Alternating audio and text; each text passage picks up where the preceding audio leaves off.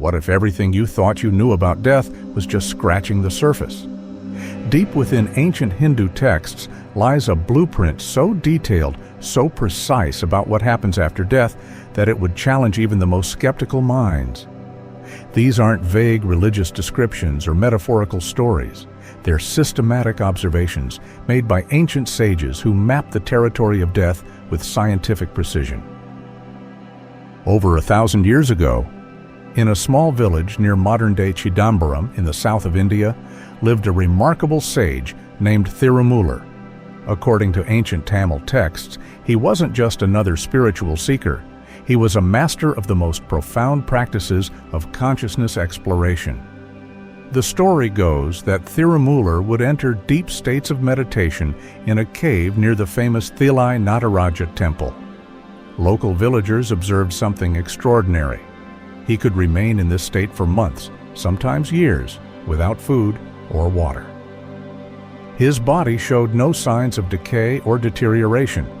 When he emerged from these states, he would share profound insights about consciousness, death, and the nature of reality. But here's what makes Thirumoolar's story particularly fascinating. He documented his experiences in extraordinary detail. In his masterwork, the Thirumandiram, he describes exactly what happens when consciousness separates from the body, both in meditation and death. He wrote about witnessing multiple layers of existence, mapping out territories of consciousness that modern science is only beginning to acknowledge. What did Thirumoolar and other ancient sages know that we don't? How did they develop such precise understanding of death and consciousness thousands of years before modern science? The answer lies in their systematic approach to exploring consciousness through deep meditative states called samadhi. These weren't just random spiritual experiences. The sages developed specific techniques to maintain complete awareness while systematically shutting down bodily functions, essentially experiencing a form of conscious death while still being able to return and document their observations. Modern medical science has confirmed that during deep samadhi states, these masters can indeed slow their metabolic processes to near-death levels while maintaining perfect awareness. For thousands of years, the Upanishads, Garuda Purana, and other sacred texts have held secrets that modern science is only beginning to understand. What's truly remarkable is how these ancient insights are now being validated by contemporary near-death experiences and cutting-edge consciousness research. Today, we're going to dive deep into this ancient wisdom and unlock knowledge that has been preserved for millennia. You'll discover not just what happens in the moments after death, but why this understanding is crucial for every living person. This isn't about beliefs or religion. It's about understanding the most fundamental journey every single one of us will take. In the next 15 minutes, you'll learn exactly what the ancient rishis discovered about the death process, the specific stages our consciousness goes through, and most importantly, how this knowledge can transform the way you live right now. This information isn't just fascinating, it's essential for anyone who wants to approach both life and death with awareness and preparation. Let's begin by exploring the extraordinary methods these ancient sages used to gather this knowledge. The ancient Hindu sages approached death investigation with a rigor that would impress modern scientists. Through advanced meditation techniques and yogic practices, they developed the ability to maintain complete awareness during states that most humans experience only unconsciously. Imagine having a high-definition camera that could record every subtle change in consciousness as it transitions from one state to another. That's essentially what these masters achieved through decades of disciplined practice. They weren't theorizing or philosophizing, they were conducting direct observation of the consciousness phenomenon. According to the Katha Upanishad, these sages identified distinct stages of the death process, each with its own unique characteristics.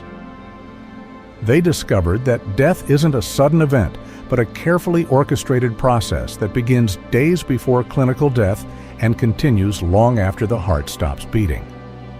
Modern hospice workers regularly report patterns that align perfectly with these ancient descriptions. For instance, the texts describe how dying individuals begin to perceive non-physical realities about 48 to 72 hours before death. Today's healthcare workers constantly observe patients having conversations with deceased relatives or describing spiritual presences, exactly as the ancient texts predicted. One of the most fascinating aspects of this ancient knowledge is its detailed mapping of what they called the subtle body, an energy system that interpenetrates our physical form. The text describes 72,000 nadis, or energy channels, that carry life force throughout our being. These aren't just poetic metaphors. The sages provided precise descriptions of their locations, functions, and roles in the death process. When someone begins the death process, these energy channels begin a systematic shutdown. The texts describe how prana, life force, gradually withdraws from these channels in a specific sequence. First from the feet and legs, then moving upward through the body, eventually concentrating in the heart center. Think about this. How could ancient sages have known about this systematic shutdown pattern thousands of years ago? Modern medical science has only recently documented this same progression of death, where the body systems shut down in a predictable sequence from the extremities inward. According to the Garuda Purana, the first 72 hours after death are absolutely critical for the departing consciousness. During this period, the subtle body gradually disconnects from the physical form through a series of precise stages. Each stage has specific characteristics and potential experiences for the consciousness. The texts describe how most people experience a type of review of their entire life during this period. But it's not the chaotic flashback often depicted in movies. Instead, it's a systematic evaluation where each action, thought, and intention is understood in its full context and impact. Modern near-death experiences consistently report this same phenomenon. People who have been clinically dead and then revived often describe experiencing a comprehensive life review that matches these ancient descriptions in remarkable detail. They report seeing not just their actions, but understanding their effects on others in a profound way. One of the most significant revelations from these texts is the description of 3 distinct paths consciousness can take after death.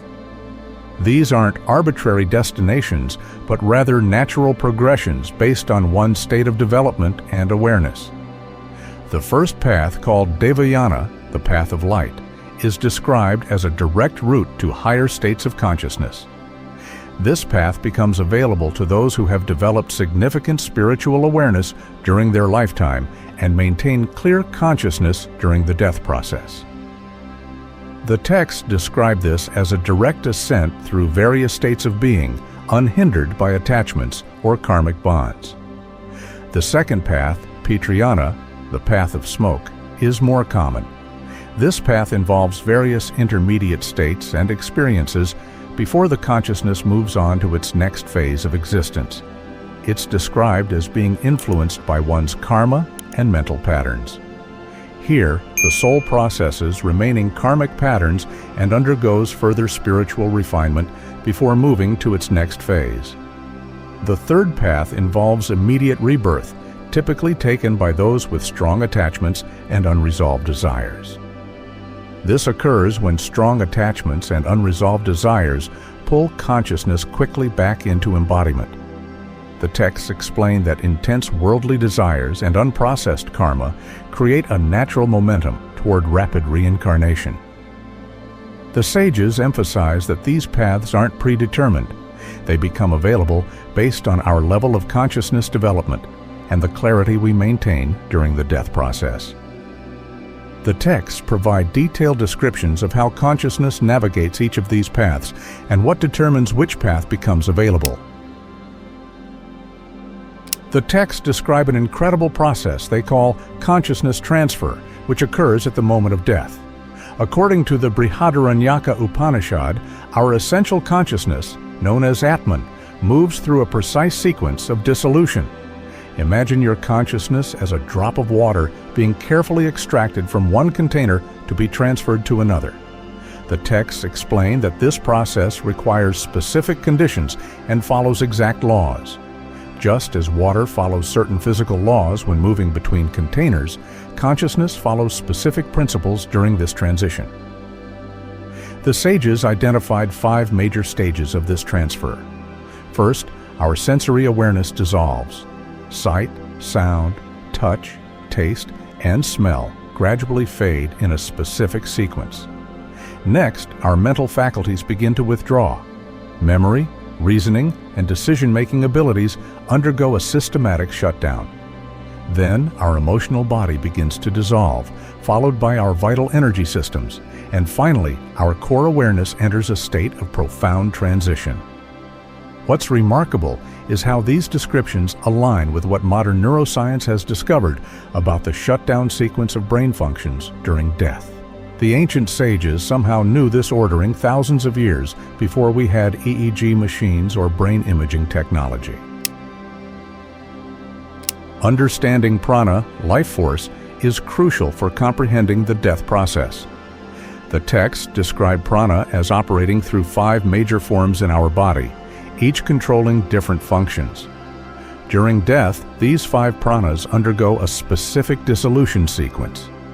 The first to withdraw is pranavayu, governing respiration and heart function, then udnavayu, controlling upward moving energy and speech.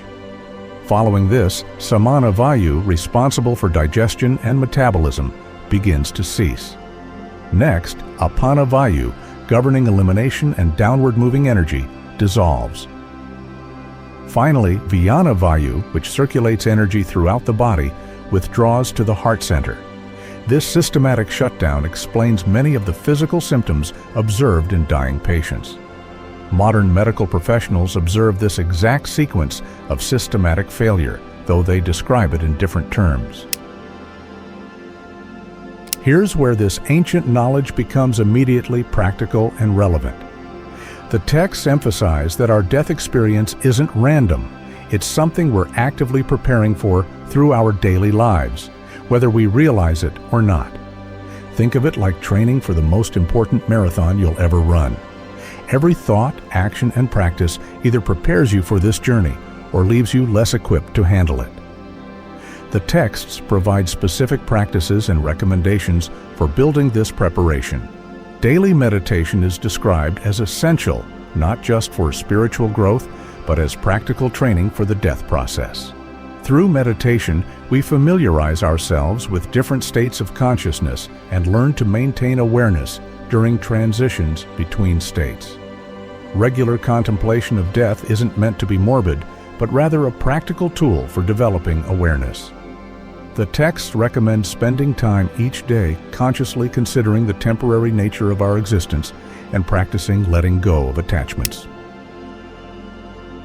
What makes these ancient insights particularly compelling is how they're being validated by modern research. Studies of near-death experiences consistently report patterns that match these ancient descriptions with surprising accuracy. Dr. Sam Parnia's AWARE study and similar research projects have documented experiences that parallel the stages described in Hindu texts. Patients report the same sequence of consciousness dissolution, the life review process, and the sensation of moving through different states of awareness. The text's emphasis on maintaining consciousness during death is also finding support in modern hospice care. Healthcare workers report that patients who maintain clarity and acceptance during death typically experience easier transitions and less distress. So, what does all this mean for us right now? The texts are very clear about this. Understanding death transforms how we live. When we truly comprehend this process, it naturally leads to living with greater awareness and purpose. Consider how differently you might live if you truly understood that every moment is preparing you for this final journey. The text suggests that this understanding naturally leads to greater presence in daily life, reduced fear and anxiety about death, more meaningful relationships, clearer priorities and values, enhanced ability to let go of unnecessary attachments. The ancient sages weren't just theorizing, they were providing practical guidance for navigating the most significant transition we'll ever face. This ancient wisdom offers us something remarkable, a detailed map of territory we'll all eventually traverse. Just as you wouldn't wait until you're in the middle of the ocean to learn navigation, the texts emphasize that now is the time to develop this understanding. What's truly extraordinary is how these ancient insights continue to prove their validity. As science advances and our understanding of consciousness grows, we're increasingly finding evidence that supports these age-old observations. The question isn't whether this knowledge is valuable, it's whether we'll use it to transform our lives and prepare for our own journey. Every breath we take brings us closer to this transition. The choice is ours. Will we approach it with awareness and preparation, or remain unconscious of this essential wisdom? Consider how this understanding might change your priorities today. What practices might you begin? What attachments might you release? How might you live differently, knowing what you now know about death? The ancient sages left us this roadmap for a reason. Are you ready to use it? Remember to stay tuned for our next deep dive, where we'll explore specific meditation techniques from these texts that can help you develop the awareness needed for this ultimate journey. Until then, live consciously, practice awareness, and remember, understanding death is the key to living fully.